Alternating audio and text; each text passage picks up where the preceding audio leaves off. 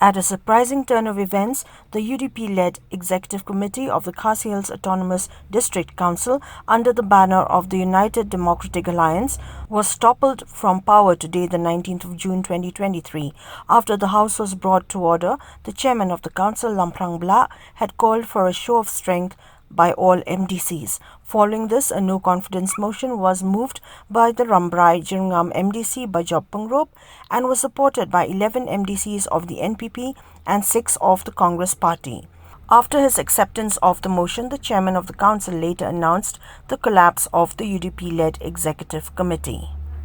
This House will now express its vote of confidence in the Executive Committee under the leadership of Senator Jawahir Khan in regards with the state of functioning, where many important council matters have been done at his personal level without any corrective decision. Nakatwa di luar sumahu yang motion. Motion. Kalau pa kibun ki mat kiba hapo ane ka council kajingi alam jong isiam jong ni dale hi dalade pat kala pensosi penmong ya bun ki member ki support ya ka executive committee da ka baju bom ya titlam ya ki bun ki issue pat ya ka style of functioning ka jong ni kumbang yo ibangi dan kam ban yo prangut ya ka leave through haba move ya kane ka MC Ray masmo kuman bang yo iba palat khasanut number yang ban support ya kane ka motion ka jonga bat masmo ba katahi ka peti ba kane ka motion ka balawara ka yang hakaba perlok numbers ki ba yang ban support ya ka leave ki ai ka section ya kane ka no confidence motion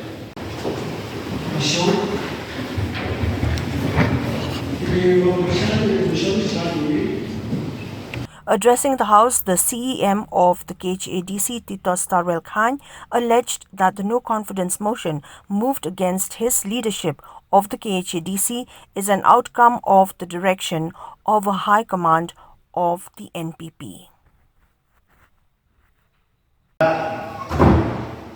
Ya kata Jingbom Syariah Show yang diisi Gabaleram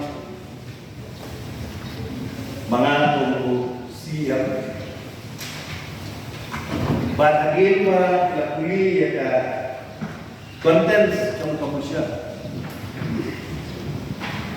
Nah kalian kesangan ngarapakat ya kaba ngan snapa kay kaba mubah sa promotion unwan pa ya kita kidaw ya kita kinongrim ibagani promotion kay kita kasilya mon kita teman kay kita kasilya kaba kamdan bayatip lang lani kita collective information kung malaong daw member Henry la syukuri tangi ka motion bala syumuf tangi ka motion bang iladon ya kalam bakadayo kasi sisya bala syukip bang iladon ya kalam kenal bau kwat ba ujit yang ini kung ginong hikmat om day menelekay haka nomba habang idon haka nilayin kabadon utob hiyen sywa bansang dari kesesyon hirway ya kejirway rikasi ngai ya ba o kalong bumasong Henry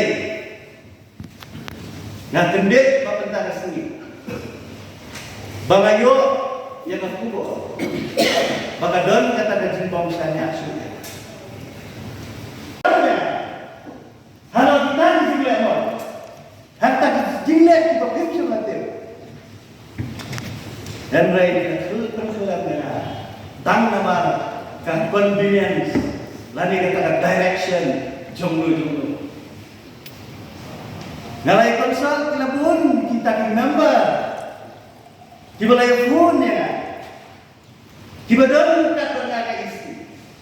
kita minta penuh pak number kawan